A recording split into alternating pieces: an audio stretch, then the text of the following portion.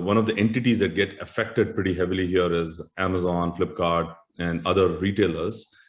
Can you talk to us about how this is going to impact retailers or the entire ONDC movement?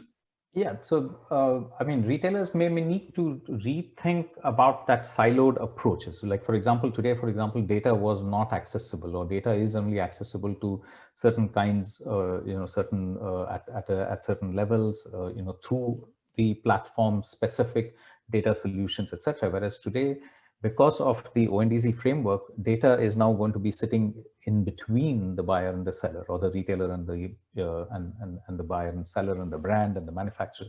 So data basically becomes becomes fairly open today in terms of how we need to manage. So I think somewhere existing marketplaces will have to open up, because there is no way that you can operate on ONDC without making your data being accessible to the ONDC network, because that is the whole basis principle behind which you're going to be doing it. Or Amazon, Flipkart stay out of ONDC and operate independently. That means they will then operate as an independent silo, and they will see a huge amount of churn, because consumers would want to get into an ONDC network, which means they will start losing businesses. So they'll either have to open up the data to be made, which are, I guess, discussions. The basis on which this whole ONDC network was formed was the kind of monopolistic